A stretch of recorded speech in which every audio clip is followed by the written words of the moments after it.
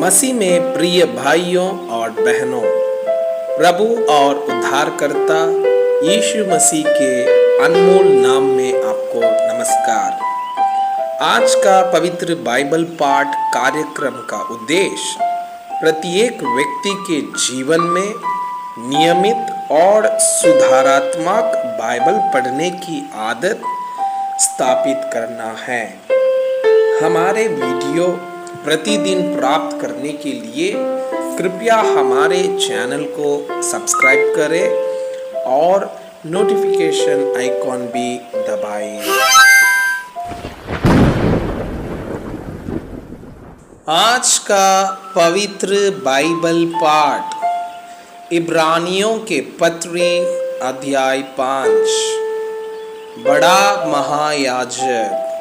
क्योंकि हरेक महायाजक मनुष्यों में से लिया जाता है और मनुष्यों ही के लिए उन बातों के विषय में जो परमेश्वर से संबंध रखती है ठहराया जाता है कि भेंट और पाप बलि चढ़ाया करें। वह अज्ञानों और भूले भटकों के साथ नरमी से व्यवहार कर सकता है, इसलिए कि वह आप ही निर्बलता से घिरा है। इसीलिए उसे चाहिए कि जैसे लोगों के लिए वैसे ही अपने लिए भी पाप बलि चढ़ाया करे। यह आदर का पद कोई अपने आप से नहीं लेता जब तक कि हारून के समान परमेश्वर की ओर से ठहराया ना जाए।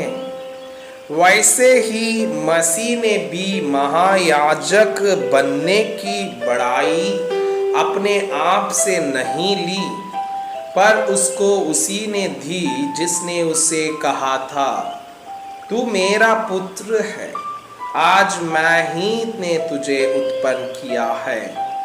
इसी प्रकार वो दूसरी जगह में भी कहता है, तू मल्कीसदेक की रीति पर सदा के लिए याजक है।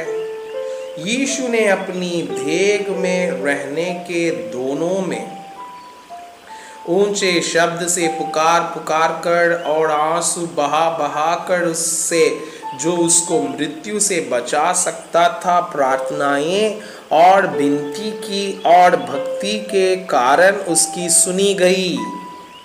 पुत्र होने पर भी उसने दुख उठाकर आज्ञा माननी सीखी और सिद्ध बनकर अपने सब आज्ञा मानने वालों के लिए सदा काल के उद्धार का कारण हो गया।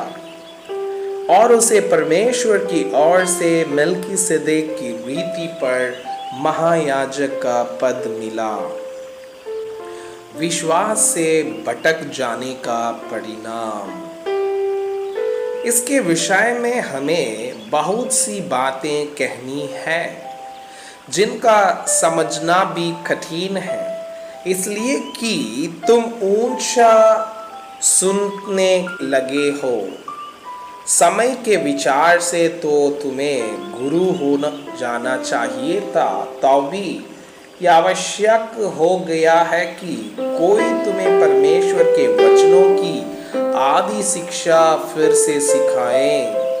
तुम तो ऐसे हो गए हो कि तुम्हें अन्न के बदले अब तक दूध ही चाहिए, क्योंकि दूध पीने वाले बच्चे को तो धर्म के वचन की पहचान नहीं होती, क्योंकि वो बालक है। पर अन्न सयानों के लिए है, जिनकी ज्ञानेंद्रिय अभ्यास करते करते भले बुरे में भेद करने में निपुण हो गए हैं।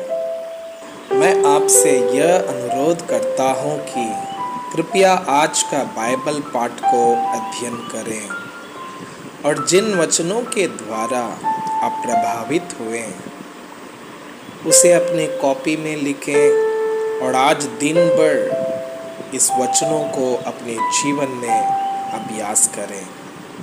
परमेश्वर चाहता है कि आप उनके समान सिद्ध और पवित्र बन जाएं। परमेश्वर आपको बहुताई से आशीष करें। आमीन।